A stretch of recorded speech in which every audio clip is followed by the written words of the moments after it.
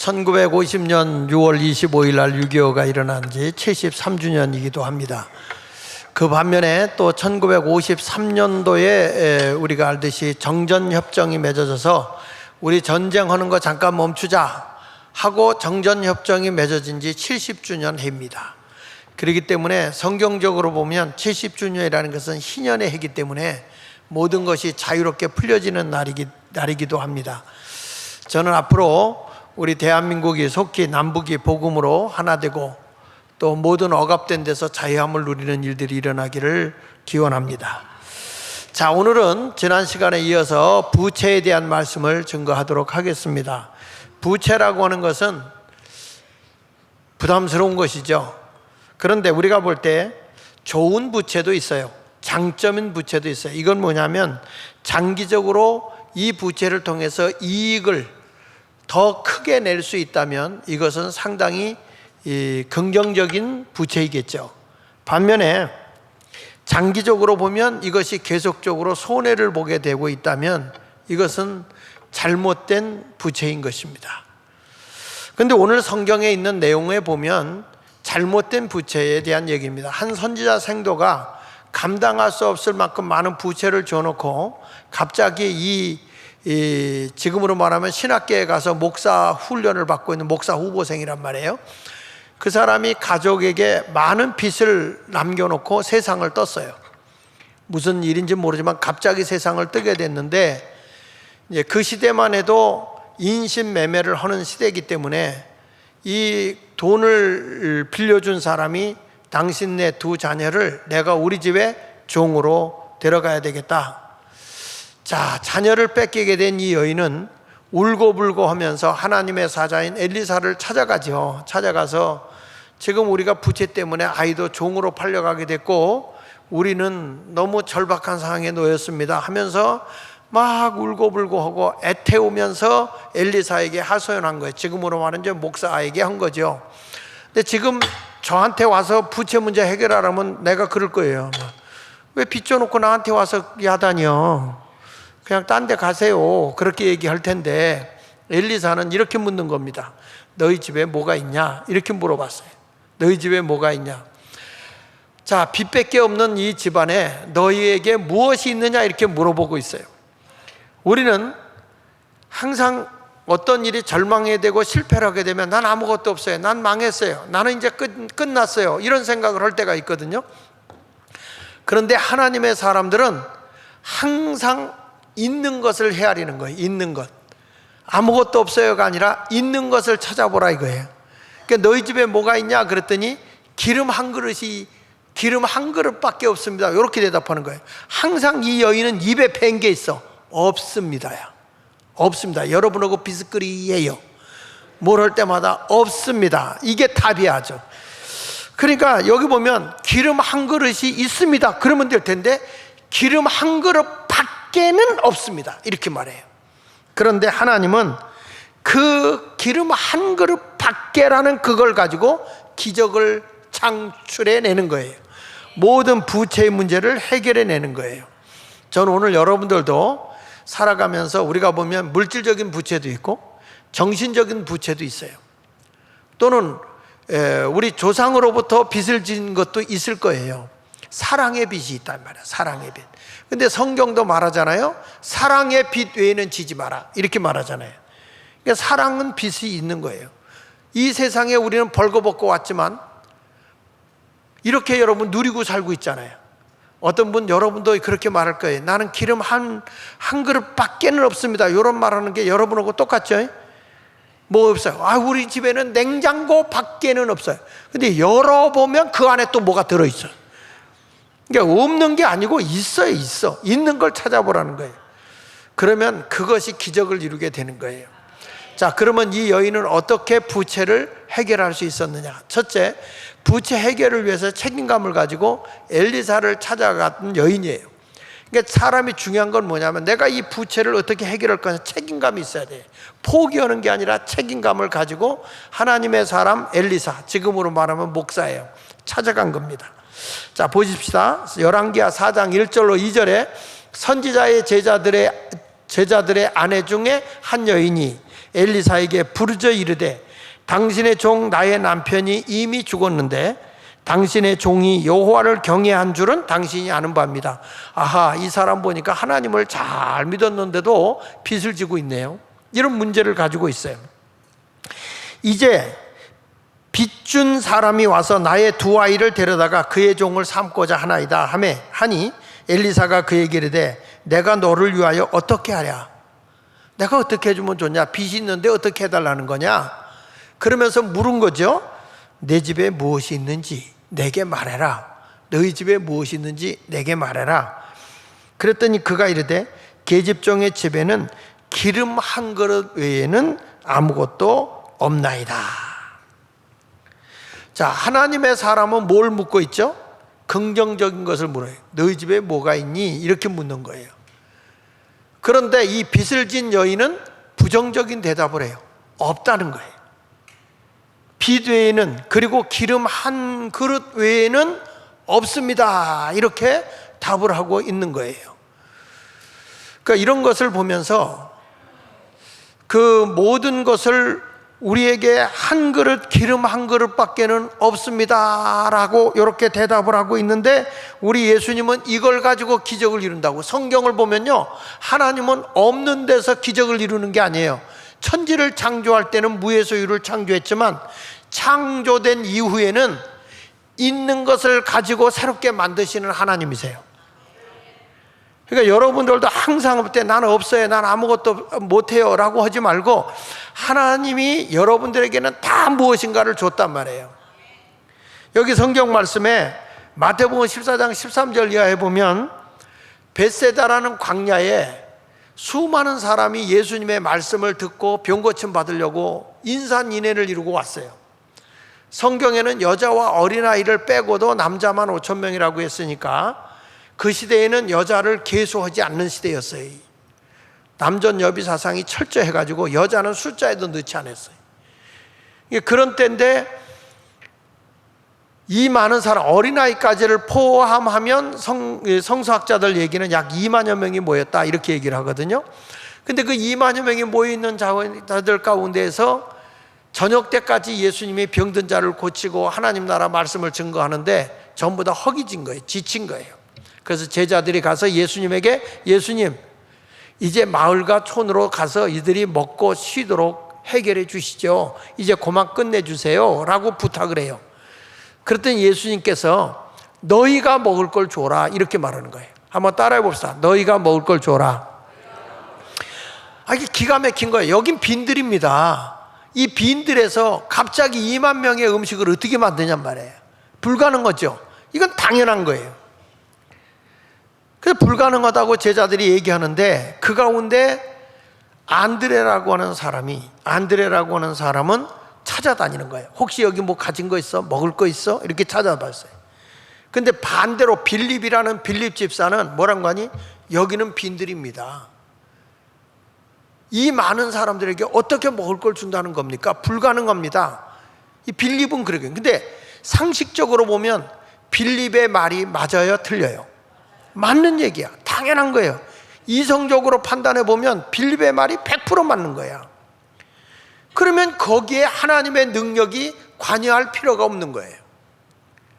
그때에 안드레라고 하는 사람이 돌아다니며 먹을 거 있어 그랬더니 어린애기가 보리떡 5개에 물고기 2마리를 딱 내놓으면서 그 아이가 먹을 만한 그런 최소한의 양식이야.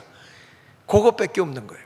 그래서 그걸 들고 예수님에게 왔어요. 예수님, 어린애기가 가지고 있는 거 요거 보리떡 5개 물고기 2마리 요게 전부입니다.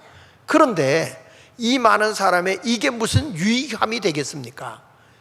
이게 무슨 도움이 되겠습니까? 불가능한 겁니다. 근데 예수님이 이런 말씀해요. 이거면 됐다. 다 자리에 앉혀라. 다 자리에 앉혀라. 이게 다리에 앉혀서 50명씩 이렇게 앉혔어요.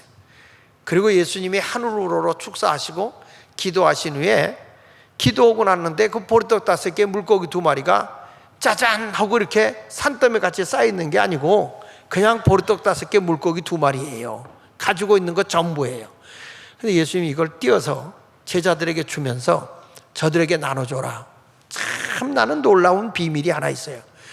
이 기독교의 정신에서 굉장히 위대한 게 뭐냐면 나눔으로 부를 이루는 거야. 근데 우리 사람들은 독식해요. 자기 혼자 움켜쥐려고 하는 근성이 있어요. 근데 기독교의 복음은 나눔으로써 부를 이루는 거예요. 씨앗도 땅에 뿌려야 그것이 30배, 60배, 100배의 열매를 거두는 거예요. 나만 지금 현재 있는 거 가지고 먹고 말겠다라고 해서 먹어버리면 그냥 그걸로 끝나는 거예요. 그런데 땅에다 뿌리면 그게 썩어져서 싹이 나고 열매를 맺는데 30배, 60배, 100배를 거두는 거란 말이에요.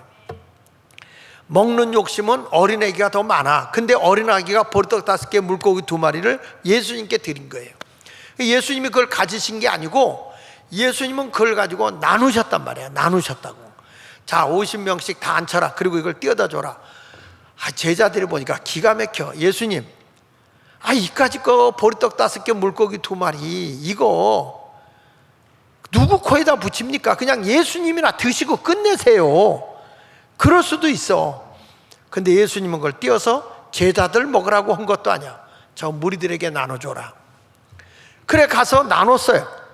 나눠주고 와보니까 보리떡 5개, 물고기 2마리가 또 있어.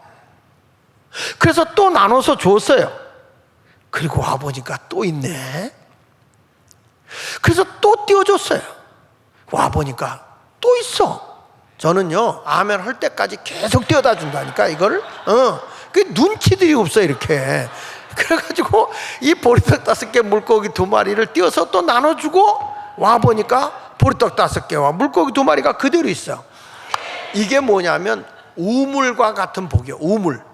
우물은 물을 시골에서 우물을 퍼내잖아요. 퍼내도 그 물은 그만큼 차 올라와요. 물을 퍼내잖아요. 그러면 그만큼 또 차 올라와요. 근데 장마철에는 비가 많이 와요. 그러면 우물에 물이 많이 고여요. 근데 안타깝게도 그 물은 못 먹어요. 건수물이라고 해서 그 물은 못 먹어. 빗물이야. 샘물이 아니고 빗물이야. 그건 못 먹어. 그건 어떡합니까? 퍼냅니다. 퍼서 버려. 그거는 건수는. 그러니까 말합니다. 공짜는 퍼내버려야 돼. 거저 먹으려고 하지 마라. 거저 먹으려고 하지 마라. 그래서 이렇게 해가지고 우물을 퍼내는데 어떤 사람은 안 퍼내. 안 퍼내면 어떡하냐? 샘이 막혀버려서 그 물이 썩는 거예요. 돈도 그런 사람이 있어. 움켜만지고 절대 안 쓰는 사람, 여기 4명이 있거든. 이 꼬부치는 근성이 있는 분이 있어요. 옛날에 할머니들이 그냥 속바지에다가 그냥 용돈 드리면 그냥 확 커가지고 거기에 그 전대를 꾸며놨어. 이렇게 주머니를 만들어놨어. 그래 거기다가 돈을 꼬겨놓고 오핀으로 꽂아놔. 안 써. 찌렁내 나도록 안 써. 그러고 나서 나중에 돌아가시고 나면 남이 다 써. 참 이걸 뭐냐면 특수 등신이라고 그래. 돈은요 써야 돼. 그래서 돈이 왜냐? 돈다 그래서 돈이요. 돈은 돈다. 아이에게 젖을 먹여요. 애기 낳잖아. 그러면 그 아이에게 젖을 먹이면 젖이 다 떨어지면 한쪽 젖이 또 있어. 그걸 먹여요. 그런데 그게 먹고 나서 떨어졌다가 아니라 계속 젖이 불게 돼 있어. 맞습니까? 예. 근데 이게 아이 목만큼 먹다가 아이가 이제 젖을 안 먹어도 될 때 되면 젖이 마르는 거예요. 이게 여자분들 죄송해요. 하염없이 나온다면 부엌 걱정 안 해도 되지. 내가 애 길러줄게. 나한테 맡겨. 그러면 될 거 아니야? 근데 그게 아니라고. 나 어렸을 때 젖이 없을 때 우리 할머니가 빈전 물린 적 있어요. 애기가 배고프다 울면 그러니까 나를 물린 게 아니고 내 동생 물리는 걸 내가 봤다고. 내가 뭐 보면 기억하겠어? 그 동생하고 나이 차이가 6년 나니까 그걸 봤단 말이야. 그 먹다가 젖이 안 나오니까 울지요. 빈전 물리는 게 있어요. 빈전. 근데 그거 보면 참 하나님의 섭리가 오묘한 건 일용할 만큼 준단 말이에요. 필요한 만큼 준다 이 말이야. 그 여기서도 하나님은 어떤 뭐냐? 보리떡 5개, 물고기 2마리를 가지고 저들이 다 갖다 주고 오니까 또 있고 갖다 주고 왔는데 저들이 다 배불리 먹고 12강주리가 남았다. 이게 성경인 거예요. 이게 여러분 하나님의 법칙이에요. 하나님의 법칙. 나는 어딜 가든지 믿는 사람들이 자꾸 자기만 욕심 부리는 건 잘하는 게 아니에요. 작은 것이라도 나누면서 사는 게 복이에요. 저는 이제까지 살지만 저는 받는 것보다 나누기를 좋아해. 이렇게 주다 보니까 더 부자 되는 것 같아. 왜 부자야? 하나님 나라 가면 누가 부자겠어요? 그래서 성경은 말하는 거예요. 받는 자보다 주는 자가 복이 있도다. 한번 따라 합시다. 받는 자보다 주는 자가 복이 있다. 여러분은 주는 자요, 받는 자요? 거짓말하면 지옥 가요. 다시 주는 자요, 받는 자요? 그렇게 되시기를 축원합니다. 성경에 보니까 이게 보리떡 5개, 물고기 2마리가 가장 작은 것이지만 이것이 기적을 이룬 거예요. 또 성경 열왕기상 17장 8절로 16절을 보면 엘리야가 아주 가난한 집에 간 거예요. 하나님이 흉년 때인데 그 집으로 보내는 거예요. 이왕이면 보내려면 부유한 집으로 보내지 왜 가난한 집으로 보낼까? 저도 목회를 하는데 교회를 이렇게 개척을 하면 하나같이 있는 사람이 오는 게 아니야. 다 가난한 사람이 개척교회 오더라고. 좀 커진 교회는 안정된 사람이 오는데 개척교회는 인생 개척자가 와요. 어디 가서 뽑아오래도 못 뽑아올 특수 인간들만 뽑아오는 거야. 고통의 멍에 벗으려고 오는 사람, 빈손 들고 앞에 가 십자가를 붙들어. 찬송가 그런 걸 좋아해. 왜냐하면 가진 게 없으니까 빈손 들고 와서 십자가를 붙드는 이유는 십자가가 더하기 편이니까. 그냥 빈손 들고 와서 더하여 주옵소서, 더하여 주옵소서. 그거 아니면 어찌해야 좋을지.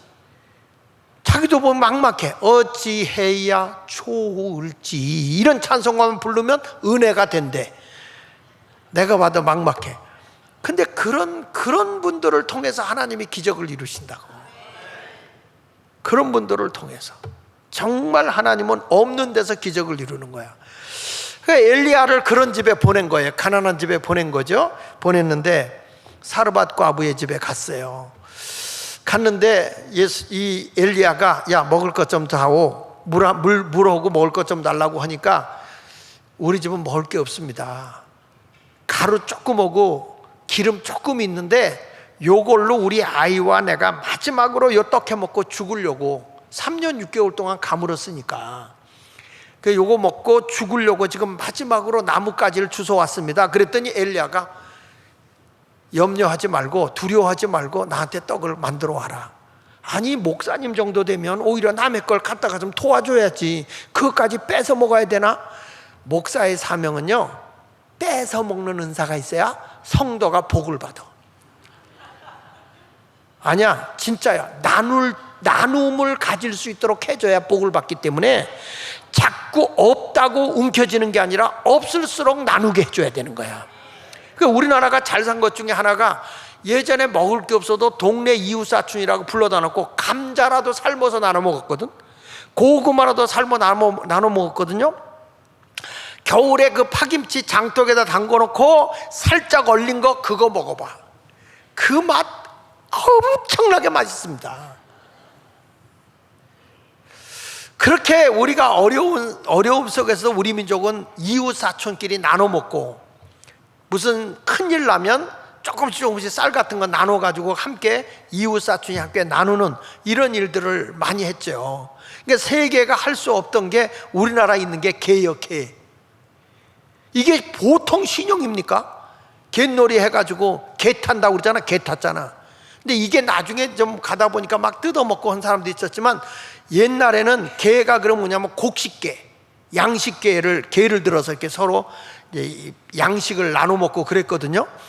이런 식으로 우리 민족은 참 단합이 잘 된 거예요. 성경대로 사서 두세 사람이라도 주의 이름으로 모이면 부족함이 없게 해요. 이런 민족이 우리 민족이요. 그게 엘리야가 나한테 먹을 것 좀 가져와, 염려하지 말고 가져와. 그랬더니 그 여인이 어차피 뭐 한 끼 더 먹고 죽으나, 그래서 그걸 가지고 먼저 엘리야에게 대접을 했네. 그런데 성경은 이렇게 말해요. 흉년이 끝날 때까지 양식이 떨어지지 않았다. 할렐루야. 죽을 것 같은데 살아요. 죽을 것 같은데. 저도 지금에 와서 보면 생각해 본다고요. 우리 집이 역사적 가난의 사명을 띠고 이 땅에 태어났거든. 신발 하나도 없어가지고 검정 고무신 신고 다니면 이게 바닥이 떨어져가지고 걸어가려면 밥 줘 이렇게 떨어져요. 이게 그러면 신발을 묶고 다니고 어느 때는 막 뛰어가다 보면 바닥이 떨어져가지고 신발이 장단지 위로 올라와. 요 발목 있는 대로 뱅글뱅글 돌지요. 그래서 나중에는 신발 닳지 않게 하려고 길가에 신장로 다닐 때 어떻게 하냐, 신발을 손에 들고 벗고 가. 언제 벗고 가냐면 비가 오고 나면 땅이 질척질척 하잖아요. 그러면 이 신발이 벗겨진단 말이야. 미끈미끈되고. 그러면 그때는 어떻게 하느냐, 딱 들고 맨발로 가는 거예요. 그래서 내가 건강해. 요즘에 그러대. 맨발로 다니는 게 건강이라고요. 이렇게 없이 살았던 우리 민족이, 우리 가정이었는데 지금에 와서 보니까 얼마나 하나님이 풍요롭게 했는지. 제 아내도 만나면 그래요. 우리 집은 먹을 게 없으면 날마다 국수만 삶아 먹었다. 수제비 오고.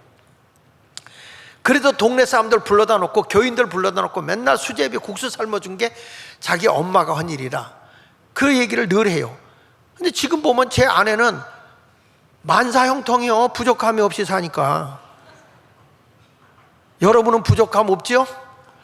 예, 이렇게 넉넉하게 사는 것은 뭐냐, 작은 것이라도 이게 나누는 삶은 이렇게 부유함이 주어진다는 거예요. 여러분, 전능하신 하나님을 믿고 오늘부터 절망하지 말고 가능성을 보십시오. 나도 일어설 수 있어, 나도 해결할 수 있어, 이런 믿음을 가지고 가시길 바랍니다. 빌립보서 4장 13절에 보십시오. 하나님을 믿는 사람에게는 이런 단어가 나오는 거예요. 내게 능력 주시는 자 안에서 내가 모든 것을 할 수 있느니라. 나는 할 수 없어도 전능하신 하나님이 나와 함께 하시면 할 수 있는 거예요. 며칠 전에 한 아가씨를 만나서 전도를 했더니 그 아가씨 하는 말 좀 웃기는 말한 거예요. 아니, 그런 말 하지 마세요. 나는 나를 믿고 살아요. 야, 참, 정말, 와, 10개 손가락으로 얼굴 포크레인 같이 파주고 싶었어. 그래서 내가 그 아가씨한테 그런 얘기 했어요. 아가씨 자신을 믿고 산다고? 네. 그럼 병원에 가서도 의사를 믿어, 당신을 믿어. 그랬더니 눈만 껌뻑껌뻑 하는 거예요. 아니, 병원에 갔을 때는 의사를 믿고 자기 병 치료를 받아야 될 거 아니에요. 그렇지 않습니까?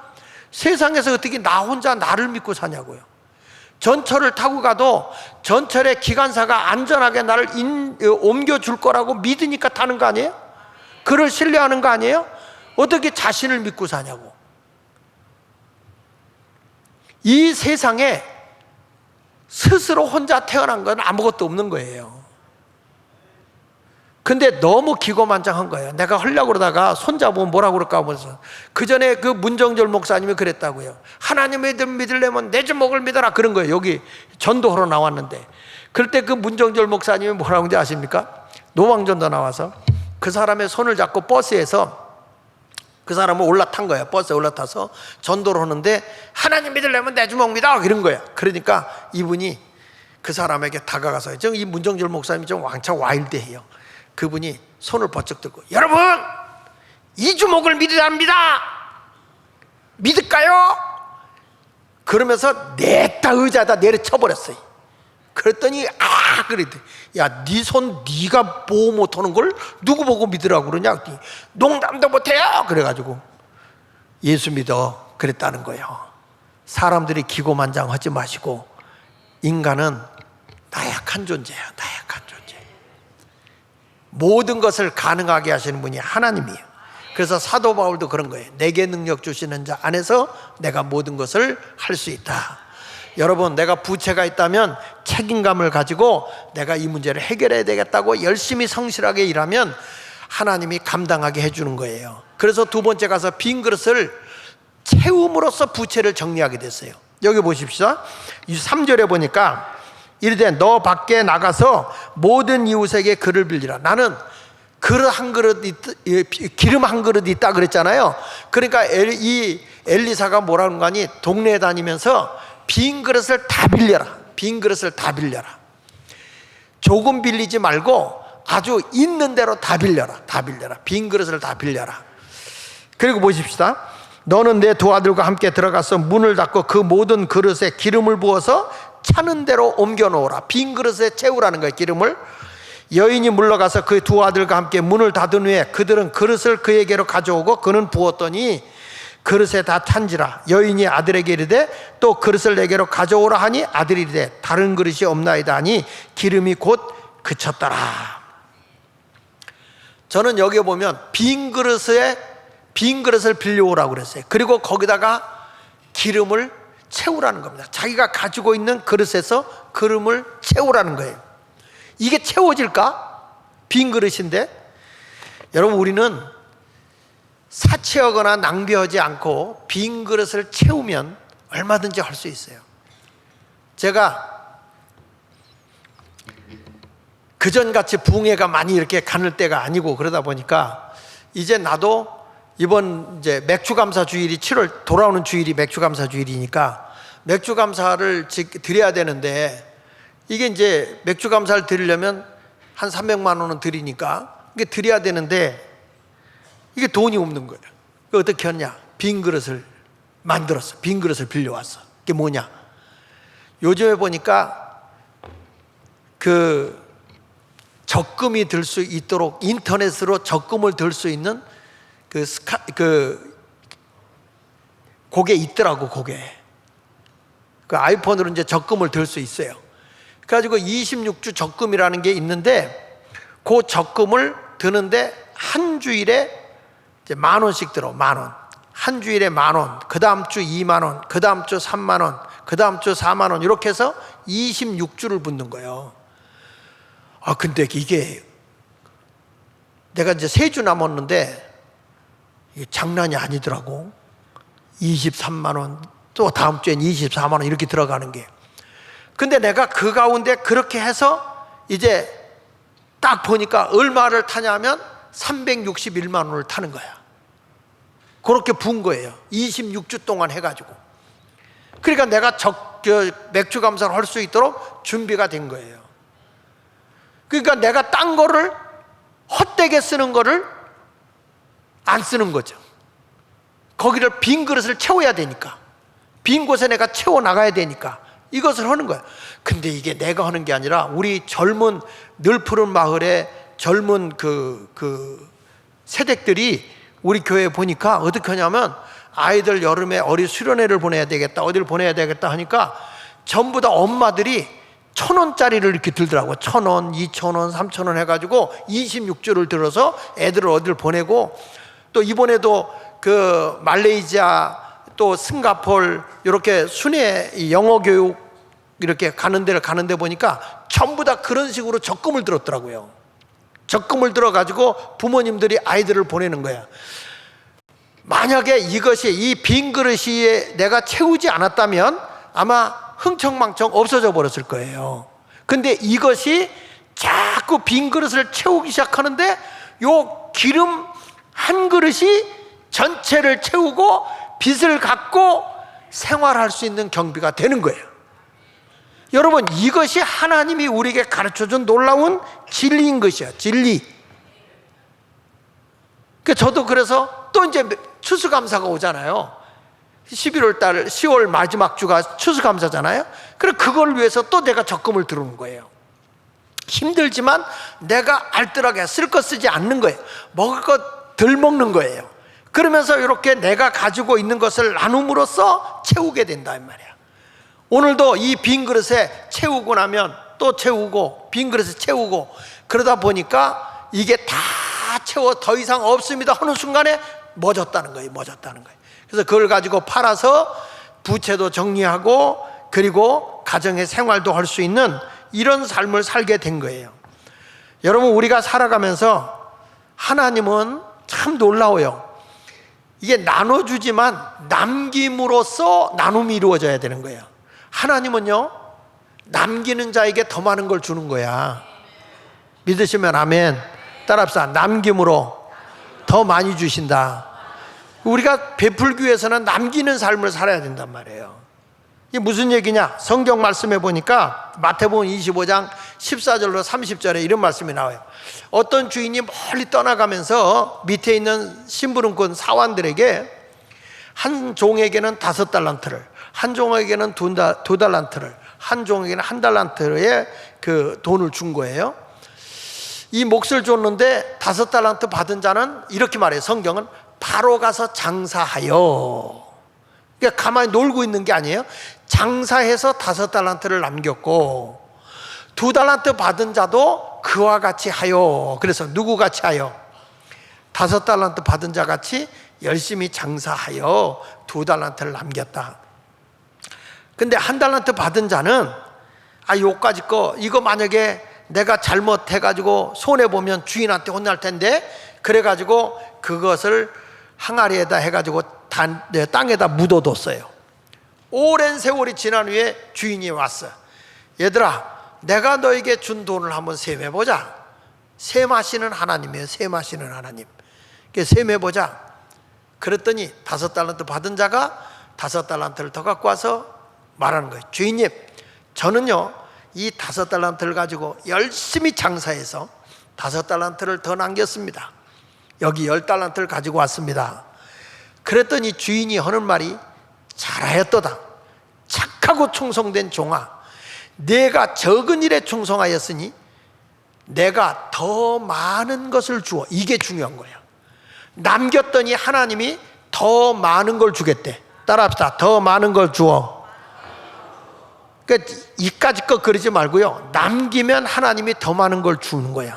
더 많은 것을 주어. 따라합시다. 내 주인의 즐거움에 참여할지어다. 천국 생활이 이루어지는 거예요. 하나님은 남기는 자에게 더 많은 걸 주는 거예요. 2달란트 받은 자도 왔어요. 너는 어떻게 했냐? 아이고, 저도 2달란트를 더 남겨서 4달란트 갖고 왔습니다. 잘하였도다 착하고 충성된 종아, 내가 적은 일에 충성했으니 내가 더 많은 것을 너에게 맡기겠다. 주겠다 그러지 않았어요. 맡긴다 그랬어. 맡긴다. 내가 너에게 맡겨준다. 이것이 가치 있게 써야 되는 거죠. 4달란트를 남겼어요. 잘하였도다, 내가 더 많은 것을 내게 주리니 내 주인의 즐거움에 참여해라. 너는 앞으로 더 많은 것이 주어질 것이고 너는 행복한 삶을 살게 될 거야. 천국 생활이 이루어질 거야. 얼마나 칭찬받는지 몰라요. 그런데 1달란트 받은 자가 왔어요. 아유, 주인님, 나는 주인님이 엄하고 엄격하신 분이라 혹시나 내가 이거 장사하다 손해보면 주인한테 혼날 것 같아서 내가 이거 땅에다 묻어뒀다가 1달란트 그대로 갖고 왔어요. 주인이 화를 벌컥 내면서, 야, 그럴 바에야 내가 차라리 은행에다 넣어서라도 이식을 취하지, 이익을 내 거기서 이자라도 받지. 도대체 너한테 돈을 맡겨준 이유가 뭔데? 여봐라, 이놈 있는 것도 뺏어서 저 10달란트 가진 자에게 주고 이놈을 내쫓아라. 너는 이 다음에 슬피 이를 갈며 어두운 곳에 있을 것이다. 그래서 쫓겨났어요. 그리고 1달란트는 있는 자에게도 주어진 거예요. 하나님은요, 게으른 자에게 복을 안 줘요. 놀고 먹는 자에게 주는 거 아니에요. 하나님은 열심히 일하는 자에게 주는 거예요. 나는 여러분들이 남김의 삶을 살아가시기를 축복합니다. 오늘부터라도 여러분 자꾸 빈 그릇, 내가 채워야 할 빈 그릇을 모아보세요. 빈 그릇을. 내가 목적을 위해서, 뭘 위해서, 어떻게 해야 될 거냐, 빈 그릇을 찾아보란 말이에요. 그 빈 그릇에다가 내가 채우기를 시작하면 그게 기적을 이루는 거예요. 아멘입니까? 목사인 나는 하늘에서 뭐가 뚝뚝 떨어지는지 아십니까? 그렇게 안 한다고. 우리 모두 하나님의 말씀을 분명히 기억하시고 빈 그릇을 채우세요. 하나님의 말씀이 이만큼 위대한 거예요. 그래서 히브리 4장 12절에 하나님의 말씀은 뭐라고 그랬어요? 살아있고 활력이 있다고. 활력이. 하나님 말씀 받은 사람은 이 세상을 살아갈 때 패배자로 안 살아요. 활력 있게 창의적으로 살아가는 거예요. 우리가 지금 계속적으로 인성교육, 또 업무 관계의 능력, 그 다음에 타인과의 관계에 대한 품성에 대한 메시지를 계속 설교를 하고 있는데, 여러분들이 이런 걸 하면 제가 얘기하잖아요. 최고의 경영인이 될 수 있고 최고의 리더자가 될 수 있다. 그런데 여러분, 리더가 중요한 게 아니라 리더십이 중요한 거야. 이 말을 다시 말하면 영향력 있는 사람이 된다 이거야. 예수 믿는 사람은요, 내가 지도자가 안 돼도, 내가 경영인이 되지 않아도 어떤 모임의 자리에 가서도 영향력을 행사할 수 있는 사람이 돼야 되는 거예요. 영향력을 끼치지 못하면 그리스도인이 아닌 거예요. 지금 우리는 이 여인처럼 있는 것을 팔아서 남의 빚을 갚아서, 열왕기하 4장 7절에 보니까 그 여인이 하나님 사람에게 나아가서 말하니 그가 이르되 너는 가서 기름을 팔아 빚을 갚고, 내가 그 빈 그릇에 채우지 않았냐? 그거 가지고 빨리 빚 갚아라. 빚 갚고, 그리고 남은 것으로 내 두 아들이 생활하라. 하늘에서 뭐가 뚝 떨어지길 바라지 마시고 여러분 빈 그릇 빌려오시고 거기를 채우세요. 적금이라도 드세요. 작은 것에 충성해야 하나님이 복을 주는 거라고요. 결국에 이런 부채를 해결하게 된 줄로 믿습니다. 저는 우리나라를 보면서 얼마나 하나님이 풍요로운 나라를 만들어 주셨습니까?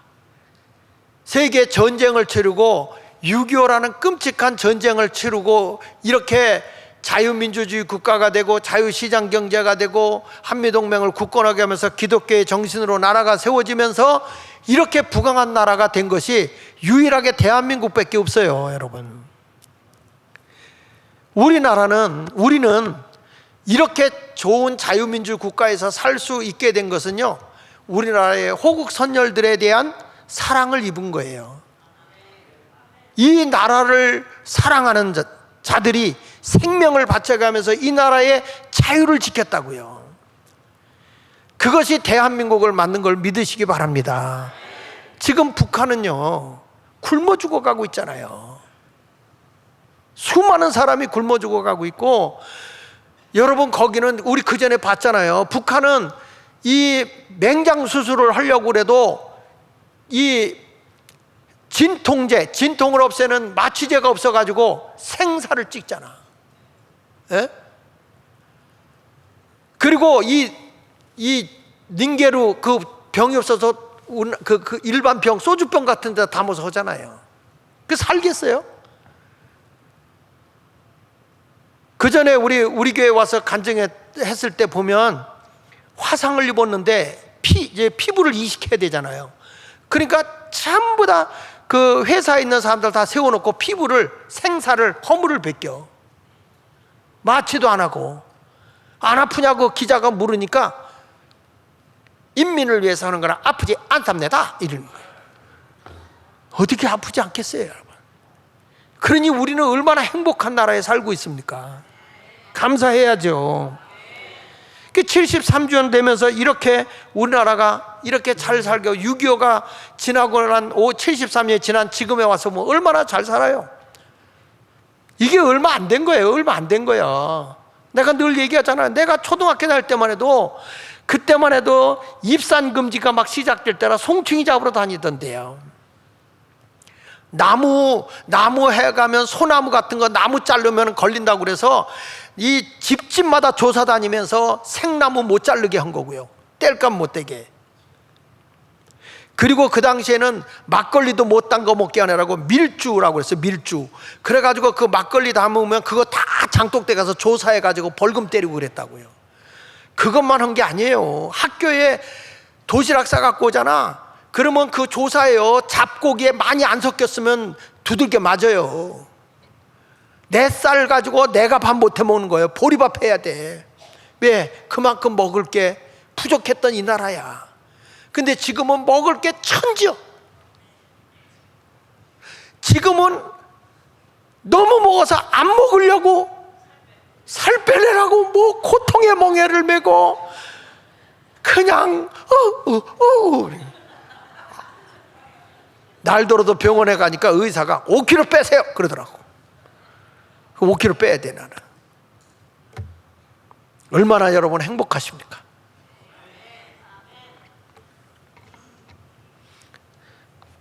김구 선생이 이런 말을 했습니다. 할 일을 찾는 백성은 흥하고 원망할 것을 찾는 백성은 망하게 된다.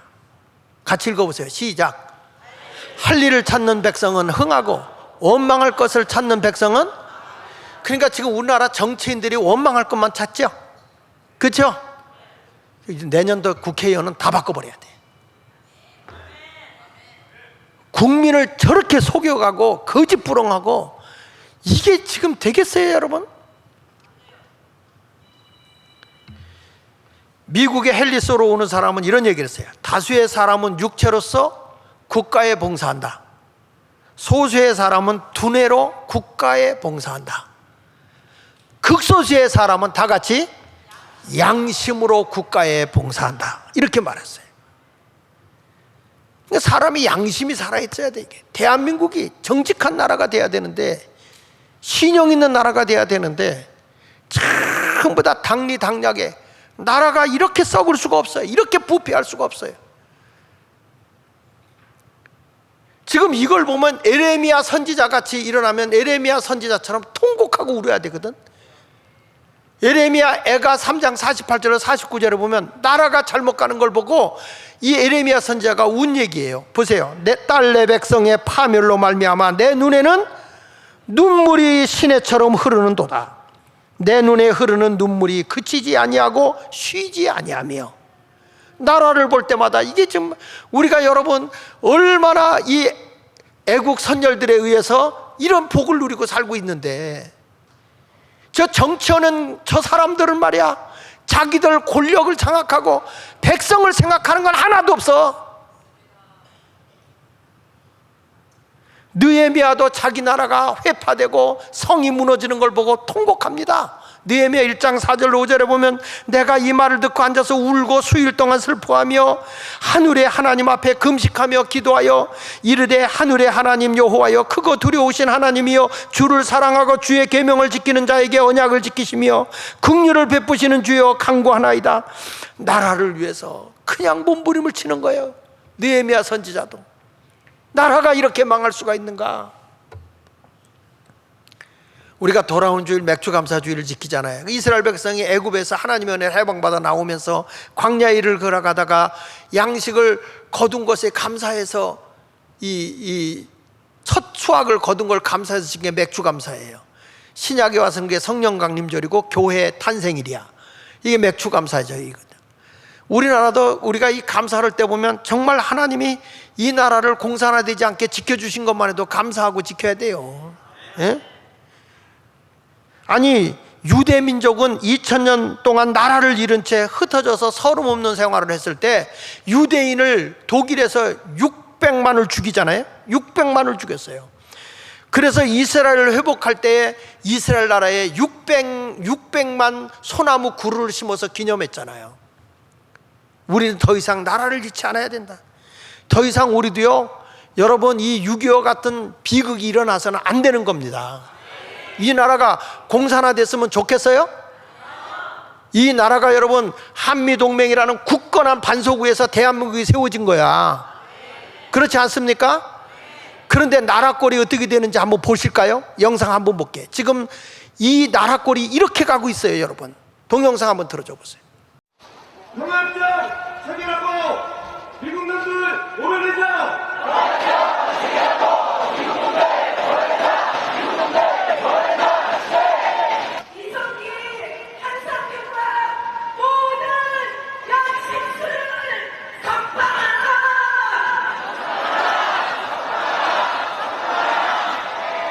사드배치 처리하라.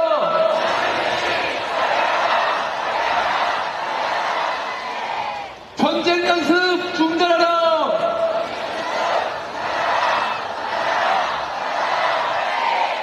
전쟁 구조 미국은 물러나라.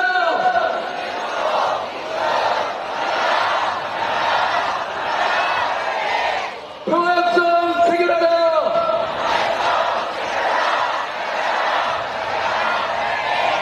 한일 군사협정 폐기하라.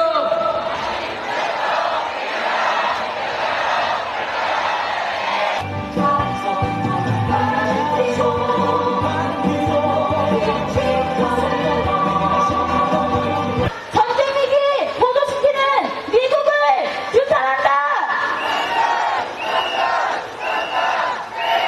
자주 없이 평화 없다. 한미동맹 폐기하라. 국뽕법 폐지하고 양식수를 적방하라. 미국은 사드 들고 나가라.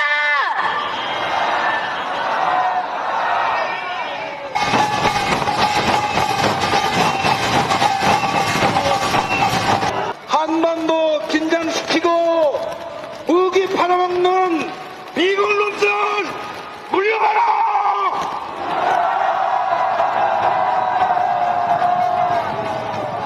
분단을 조장하고 분단을 이용해서 무기 팔아먹고 지난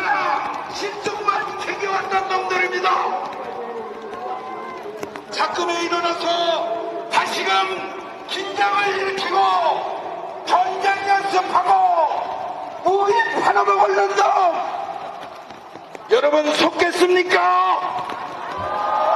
속겠습니까? 다시는 속지 맙시다. 미국 놈들 물러가라. 양치고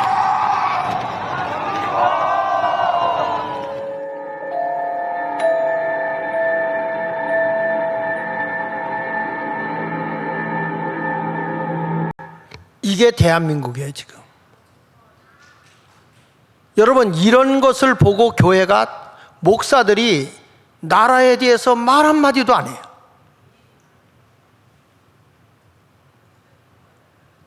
지금 이렇게 나라가 병들어가고 있는 겁니다. 여러분 평화협정하게 되면 미군 철수하라는 거 아닙니까? 지금 우리나라가 미군하고 함께 하지 않고 일본과 함께 하지 않으면 대한민국은 여러분 기가 막힌 거예요. 끝난 거예요. 끝난 거예요. 누가 여기다 자금을 둡니까? 다 해외로 빼져나가지.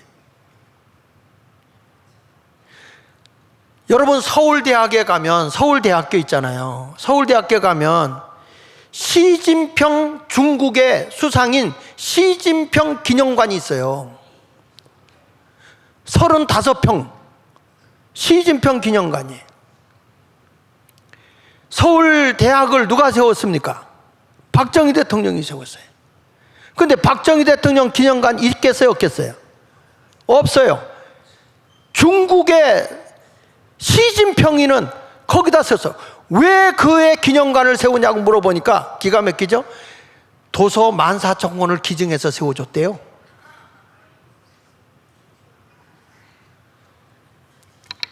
여러분 이러한 현실을 우리가 보면서 어떻게 그러면서 거짓말로 말이죠.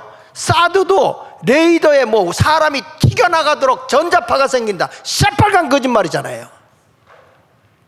전혀 백해무익행 전혀 저 해가 없어요. 여러분 광우병 미국 고기 먹으면 뇌가 송송 구멍 나요? 에? 그런데 그때 데모하던 저 민주당에 있던 국회의원님들 미국 가서요 고기 퍼먹었어. 고기 퍼먹었어. 처먹었다는 말은 못하겠고 우리는 거기에 쏘가가는 거예요. 이번에도 여러분 지금 저렇게 원자력 처리수 가지고 지금 하는데 전혀 거짓말이야. 우리는 쏘가갈 필요가 없어요. 과학자들 다 입증하고 있는 거예요.